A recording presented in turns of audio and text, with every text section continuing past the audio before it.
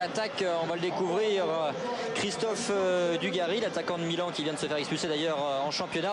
Lizarazu également effectue son grand retour au poste d'arrière gauche. Candela lui n'est que remplaçant, et puis Vieira qui sera chargé de ressortir les ballons. Mais vous le voyez, il y a 9 joueurs qui évoluent à l'étranger dans le 11 de départ d'Aimé Jacquet. C'est un record, on a été à 8 à l'occasion du match de Braga avec une belle victoire des Français au Portugal. Voilà, c'est une équipe relativement prudente tout de même. On verra si Mbemba pour sa seconde sélection va pouvoir amener tout ce qu'on attend de lui sur le côté droit. Les remplaçants sont relativement classiques avec aussi, ça c'est le retour de Bernard Lama au poste de gardien de but. Il semble a priori apte à être titulaire. Du côté des Pays-Bas, bon, la plupart des noms vous les connaissez, on va découvrir avec une certaine attention le défenseur du PSV Eindhoven, Stam, mais que vous voyez régulièrement de Eurogoals. Et puis l'animation elle va être toute simple avec notamment Patrick Kluivert qui sera associé à Denis Bergkamp tout en haut de l'attaque néerlandaise, et on surveillera bien évidemment le travail au milieu de terrain de Debourg, Jonk, Seedorf et Cocu. Et par rapport à cette équipe néerlandaise qui avait été éliminée par la France au tir au but à Liverpool, tout le côté gauche a changé. C'est-à-dire qu'il n'y a plus Cruyff, il n'y a plus Richard Witzke, il n'y a plus Winston Bogarde. Et puis ils sont également absents par rapport à ce match Gaston Toment et l'ancien capitaine de l'Ajax, Danny Blind. Avec l'arbitre de la rencontre, le Polonais Monsieur Wojcik. Un arbitre qui pourrait sourire Rémi éventuellement à l'équipe de France, puisque c'est en Pologne que l'autre équipe de France. Karambeu qui a récupéré le ballon pour Zinedine Zidane, justement pour Ibrahimba, le Bordelais qui est en verve actuellement, qui est dans la surface. Ah non, il a tenté de passer et le ballon n'est pas perdu. Ibrahimba qui centre et arrêt du gardien Emile van der Sar. En championnat d'Angleterre, lui qui est passé par Milan, il lui faut maintenant conquérir ses lettres de noblesse éventuellement en équipe de France pour faire partie de l'aventure de la Coupe du Monde en France, même si aujourd'hui c'est difficile avec ce ballon perdu justement par Vieira.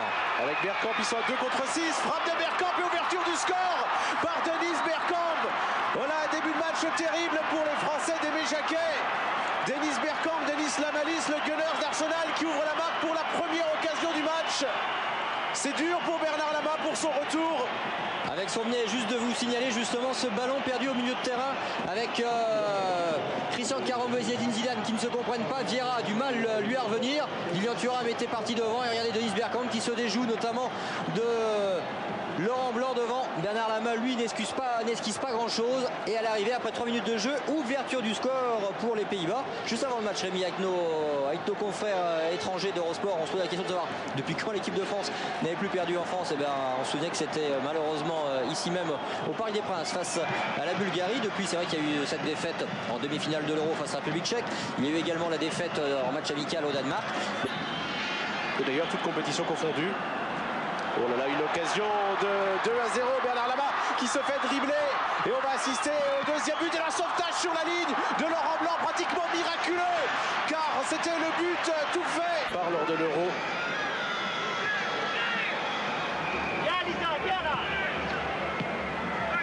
Allez, Christian Karambeu toujours qui tient debout avec une bonne balle pour Dugarry. Les deux hommes ne se sont pas trouvés. Sinon, il aura une place en finale.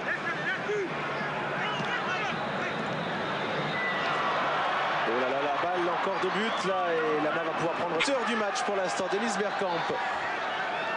Quel service de Kluivert en tous les cas. La balle de 2-0, voilà, c'est là où il aurait dû frapper. Il fait un contrôle de trou, mais mauvais contrôle en fait, le ballon qui a sauté, ce qui a permis à Laurent Blanc de revenir. C'est juste avant en fait que ça s'est joué, on vient de le revoir se lâcher pas. On a aperçu Pires se préparer. Allez, retourner, ah non, c'est absolument pas centré cette balle. La balle est aérienne en tout cas pour l'instant. Dugarry avec Lizarazu. Centre de Liza et un coup de tête. Non, c'est capté sur la ligne ce coup de tête de Zinedine Zidane. On a joué avec les anciens Bordelais là. Ouais, on a reconstitué le triangle magique de l'Empire. Lizarazu à nouveau. Pires est parti dans la surface. Dugarry de la tête. Ah, il était tout seul. C'est un caviar donné là par son ancien. Ah, ça c'est à soulever à nouveau tout le problème de cette repassée de Djorkaeff. Alors, du côté néerlandais, on a aussi accepté de se priver d'Aaron Winter. Allez, il faut frapper en l'air. Et Pires qui frappe et arrête de Van der Sar.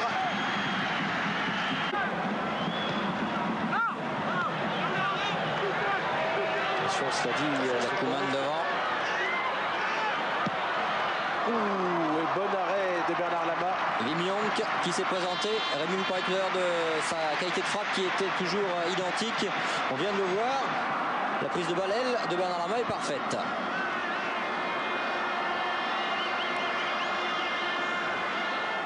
Debourg face à Karambeu et Lizarazu justement. Centre. Ouh, et une reprise à côté de Kluivert qui était gêné par Laurent Blanc. Ce serait quand même le deuxième en 3 matchs, ce qui serait embêtant pour continuer de préparer convenablement et sereinement surtout. Robert Pires, l'artificier pour frapper ce corner. C'était finement joué par Karambeu qui avait laissé passer. Malheureusement, c'est Bergkamp qui a récupéré face à Zidane. Zidane qui doit vraiment lutter jusqu'au bout, car sinon le compte sera dangereux. Et Philippe Cocu, le joueur du PSV Eindhoven, leader du championnat. Laurent Blanc qui est très bon de la tête. Est-ce qu'il allait égaliser là? Mais pour l'instant, on n'a pas pris un seul ballon de la tête sur le plan offensif sur les coups de pied arrêtés. Les 2 occasions de la première période, ça a été Dugarry avec une tête à côté, Zinedine Zidane, un ballon juste à côté de la transversale, avec une interception de Van der Sar. Mais pour le reste, sur les coups de pied arrêtés, pas de coup de tête décisif. Voilà, cette fois-ci, on a levé le ballon. C'est pour Karambeu. Une deuxième tête qui est à côté de Thuram. Karambeu qui a failli être décisif. Le voilà. Il faudrait Bruno Ngoti, mais il est sur le banc. On lui dira à Michel que vous avez dit que c'était facile de marquer un coup franc quand c'est décalé. Ça lui fait plaisir. Zidane, dans tous les cas, qui se prépare. Alors qu'on joue depuis 10 minutes en seconde période.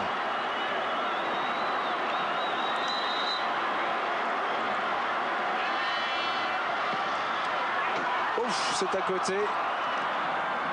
Encore une occasion passée pour Zinedine Zidane. Il y a l'élève de la Juventus qui ne dépasse pas le mètre en la matière. Ça passe juste à côté. Van der Sar avait quand même très peu bougé. Zidane pour le coup franc. Oh, et Dugarry qui se jette mais dans le vide. Sedorf, lui, il est bon dans la récupération, Patrick Vieira, a priori, pas trop mal, mais pour le reste, c'est un petit peu plus juste. Ouais, belle balle donnée par Karambeu, ils sont 3 au centre, dont Dugarry et Zidane. Le centre, le voici, c'est pour Ibrahim Ba, qui remet pour Zidane, qui frappe et arrête Edwin Van der Sar. Il n'a pas pu la prendre exactement comme il le voulait, pour son début de crampe, c'est curieux pour Van der Sar, au moins qu'il soit fait un petit étirement. On va revoir le service de Ba, toujours aussi collectif. Et voilà, il le prend quasiment trop de l'intérieur, ce ballon. Et les Néerlandais qui vont pouvoir repartir. Ils mènent toujours 1-0. Van der Sar dans l'axe, c'est dangereux pour Debourg, qui redonne à Van der Sar, qui dégage comme il peut du côté d'Arthur Numan, qui va prolonger cette balle en touche sûrement. Et même pas, il a réussi à s'en sortir. Et la balle est reprise par Karambeu. Les Néerlandais se mettent à commettre des fautes pour s'accrocher à ce bon résultat. Faute sur Vieira, les non sanctionnés. Et là c'est du 4 contre 4 avec un bon ballon pour Patrick Kluivert qui frappe et bon arrêt de Bernard Lama. Et sans une grande conviction quand même de la part de l'attaquant de l'Ajax. De Thuram également. Pires est là sur ce coup franc frappé par Zinedine Zidane. Ah, cette fois-ci personne n'a pu le prendre ce ballon. Ce sera un corner, il a été poussé par Van der Sar, prolongé. Mais tout juste effleuré tout de même. Donc il y a Vieira qui se précipitait au second poteau. Allez, il y a bien un Français qui va réussir à prendre cette balle de la tête. Oh, un petit coup de pied de bas. Ah, il n'a pas pu la première fois, il a perdu un petit peu de temps. Le frappe, égalisation. La voilà, l'égalisation française. La deuxième chance a été la bonne et vraiment ce garçon est béni, Robert Pires. Il rentre à la demi-heure de jeu et il égalise pour l'équipe de France. Les Français enfin récompensés, un but égalisateur tout à fait mérité pour les Bleus. Une situation de jeu un petit peu confuse, on s'est dit que Ba avait manqué cette égalisation. Le ballon qui a été mal dégagé, Pires en force sans se poser de questions qui égalise. C'est lui qui avait frappé le corner. Et c'est lui qui va venir au bout de cette action pour égaliser. D'abord Ba ici qui perd un tout petit peu de temps. Numan sort ce ballon. Et Pires en force du pied gauche qui allume le gardien adverse de toutes ses forces. Le Parc qui porte chance à Robert Pires, déjà vainqueur ici de la Coupe de la Ligue il y a quelques mois avec le Football Club de Metz. Sélection. Zinedine Zidane, lui, avait connu des débuts fracassants lorsqu'il avait débuté à Bordeaux, justement en équipe de France. Et bien là, oh là là, avec Zidane qui va marquer le deuxième. Oh, il a trébuché sur le ballon, il réussit à centrer, la balle qui est dégagée. Quel malheur c'était, une balle de 2-1 dans la foulée, un peu la même que Bergkamp avait eu en début de partie tout à l'heure, et Zidane qui tout au bout un petit peu trébuché sur la balle alors que le plus dur était fait. 42 pour Thuram. Appel de balle de Christian Karembeu qui remet de la tête pour Patrice Loco. Il y a peut-être une faute de main. Frappe de Loco et parade de réflexe superbe d'David Van der Sar qui sort ce ballon et qui va protester envers l'arbitre. Il y a une petite faute de main quand même. Pas franchement volontaire, c'est vrai au départ pour se protéger le visage. Ça s'est senti, oui. Mais il sait que c'est son extérieur du pied droit qui est le plus efficace souvent, les frappes tendues. Dugarry, Zidane, Dugarry, ils sont trois, donnez la balle tout de suite, elle lui revient, Christophe Dugarry qui centre à nouveau, reprise et but, et c'est fait, sur ce but de Patrice Loco, la France qui prend l'avantage pour la première fois de la partie, 2-1 grâce au Parisien qui fait son entrée. Christophe Dugarry qui nous a fait peur un instant avec un premier ballon mal dosé, et en tous les cas ensuite quelle volonté pour Dugarry qui réussit à déborder sur le côté droit, ajuster un bon centre. Pires lui manque sa reprise, et derrière il y a Patrice Loco. Et bien décidément l'équipe de France a vraiment du tempérament, c'est quand même un enseignement extraordinaire pour Aimé Jacquet et pour tous les supporters des Bleus. Cela dit, la défense néerlandaise était vraiment bien en retard sur cette action.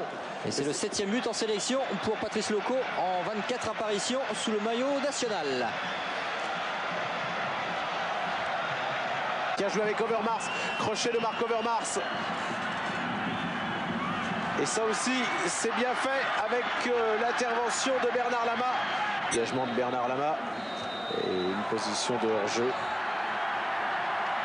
Et un changement, le dernier. Alors qu'une partie du public a cru que c'était le coup de sifflet final de l'arbitre polonais. Ziz et Blondeau seront restés sur le banc. Oh, la belle balle donnée par Karembeu, et Dugarry qui se jette pour tenter de marquer le 3e but. Voici les conseils du banc dans les arrêts de jeu. Mais à l'arrivée, Christophe Dugarry aura eu, à l'image de son équipe, plus de rythme en seconde période, et les Bleus qui s'imposent de buts à 1, Rémi, au terme, c'est vrai, d'un match très intéressant en seconde mi-temps notamment. Voilà qui fait du bien à Bernard Lama et à Ngoti, à Patrice Loco, c'est-à-dire aux joueurs du PSG qui n'ont pas gagné dans ce stade depuis le mois de novembre. L'oubli est réparé, au moins avec l'équipe de France. Voilà qui fait du bien également à Aimé Jacquet qui repart sur une belle série. Oubliez le faux pas face au Danemark, qui a eu ce succès face au Portugal. Un succès 2-1, difficile certes, mais succès quand même pour les coéquipiers de Dugarry face à cette équipe néerlandaise difficile à manier. C'est Dennis Bergkamp qui avait ouvert le score, égalisation de Robert Pires. Et c'est Patrice Loco, l'attaquant du Paris Saint-Germain, qui a offert le but de la victoire à cette équipe de France, et qui reprend une belle série après sa victoire 2-0 au Portugal. Le faux pas du Danemark est totalement effacé, non pas au vu de la première mi-temps, mais au vu des 45 dernières minutes. Pour les Néerlandais, ils ont également